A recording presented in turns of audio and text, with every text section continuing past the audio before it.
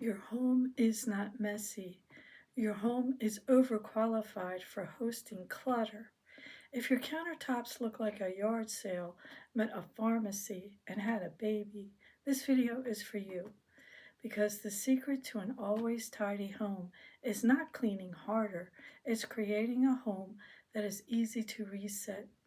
And that comes down to 3 steps: declutter, organize, maintain. That's it.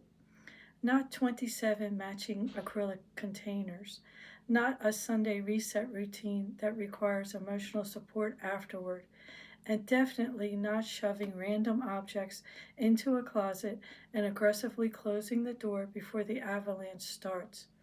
This system works for every room: kitchen, bathroom, closets, cabinets, drawers, laundry room. That weird junk drawer filled with expired coupons, mystery cords, and batteries that may or may not explode. We're fixing all of it. Declutter. This is the step most people try to skip. They go straight to buying organizers. Meanwhile, the organizer is sitting there thinking, "Ma'am, I cannot save this situation." Organization without decluttering is just organized clutter. A tidy home starts with less stuff, always. If your home constantly gets messy again, your house is trying to tell you something. It's saying, "Please stop bringing things in here. I'm exhausted." A home becomes peaceful when it contains what supports your life, not every object you've accidentally adopted since 2009. So before you organize anything, ask, what is the purpose of this space? What actually needs to live here for this space to function well? That question changes everything. Let's say it's the kitchen counter. The purpose is not to display unopened mail, store 6 water bottles, hold receipts from a gas station in another state, and showcase your emotional support blender. The purpose is functionality. The clearer the purpose, the easier the decisions become. Now, here's the important part: you must pull everything out, everything. Yes, even the scary cabinet. You know the one, the cabinet where plastic containers go to lose their lids and hope. Pull it all out and sort by category. This matters because clutter hides in small groups. You think, "I only have a few candles." Then suddenly you gather them all together and realize you could open a small colonial gift shop. Categories expose excess. Now start simplifying. Not decorating, not rearranging, simplifying. Look objectively at every item. Do I use this? Do I need this here? Does this support the function of this space? Or am I keeping it because it was expensive? I might use it someday. My aunt gave it to me in 2014. Or my personal favorite, I forgot I own this. If you forgot you owned it, that item has already emotionally moved out. A simplified home is easier to clean because there's less to move around, less visual noise, less decision fatigue, less time spent picking up random objects and wondering, why is there a single sock in the dining room? Decluttering also eliminates hot spots. You know the hot spots: the kitchen island, the chair in the bedroom, the staircase. Every home has that one chair that's basically a part-time employee at Goodwill. When you reduce the volume of stuff, those clutter hotspots calm down dramatically. Because clutter attracts clutter. One item says, "Come join me," and suddenly the entire family has arrived. Now let's talk about hidden clutter. Because people love to clean visible spaces while their cabinets look like raccoons rented them.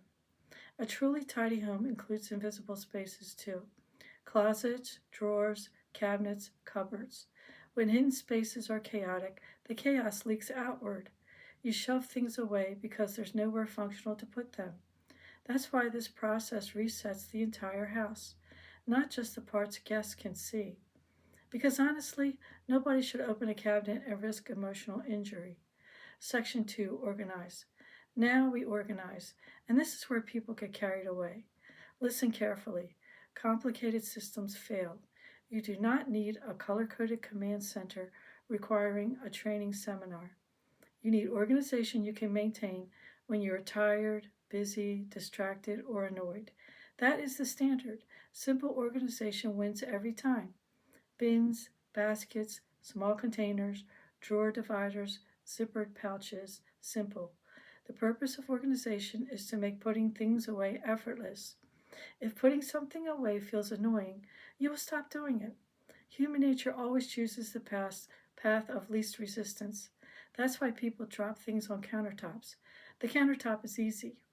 So create systems easier than clutter. That's the secret. For example, instead of random papers everywhere, create one paper basket.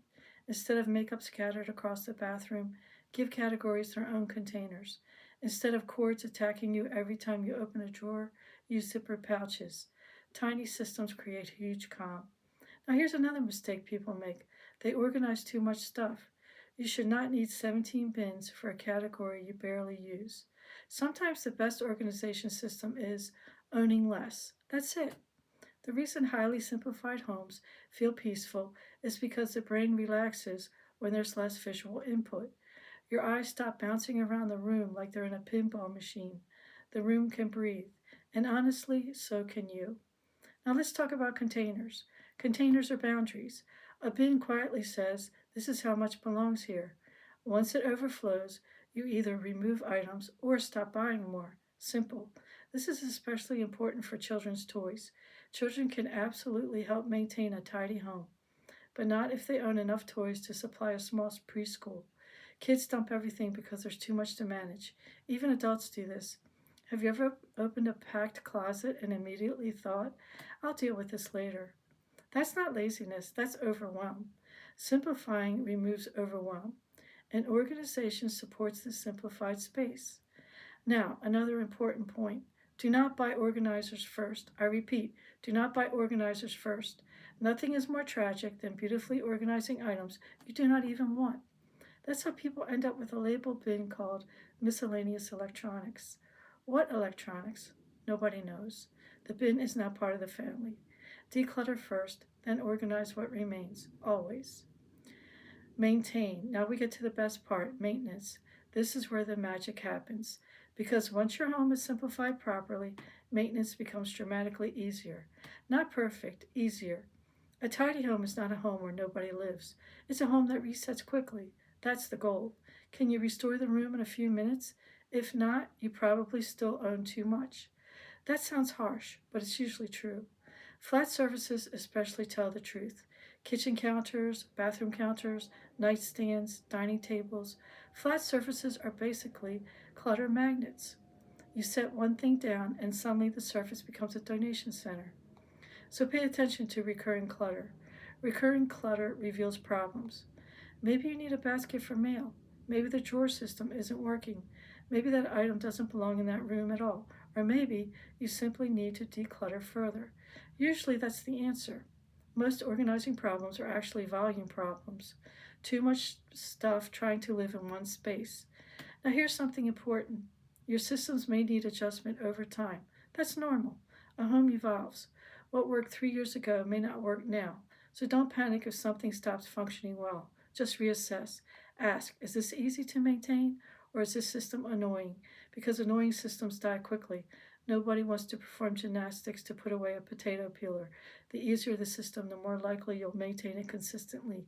And consistency matters more than perfection. A home maintained in small daily resets stays manageable. That's why highly simplified homes look calm all the time. Not because the owners are cleaning constantly, but because there's less to explode into chaos in the first place. Extra tips. Now let's go through a few extra tips that make a huge difference. First, create a location for returns. Library books, store returns, things to drop off, items borrowed from friends. Without a designated spot, these items migrate around the house like confused tourists. A simple basket near the door solves this immediately. Second, use a wheel C bin. This is life-changing for indecisive declutterers.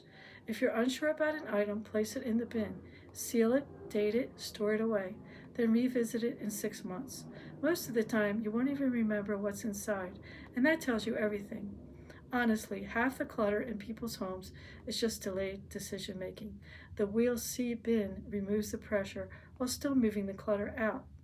Third, get your family involved. Because one person cannot maintain a tidy home while everyone else treats the house like an escape room. Children especially can help, but make it simple. Simple toy bins, simple laundry systems, simple cleanup expectations. Children are far more capable than people think. Also, they created half the mess, respectfully. Fourth, do small resets daily. 5 minutes matters. A quick kitchen reset at night changes the entire feeling of the next morning. Waking up to a clean kitchen feels like your life is together, even if mentally you're still trying to remember why you walked into the laundry room. The goal is not a perfect house. The goal is a functional, peaceful home that supports your life instead of draining you. And that starts with these 3 steps: declutter, organize, maintain. Declutter until the space can breathe. Organize simply enough to maintain. Then maintain with small resets and ongoing simplification. That is the real secret to an always tidy home. Not endless cleaning, not perfection, not buying more containers. Less stuff, better systems, consistent maintenance. That's what creates a home that feels calm, restful, and easy to live in. And once you experience that feeling, you stop wanting more stuff because peace looks better than clutter ever did.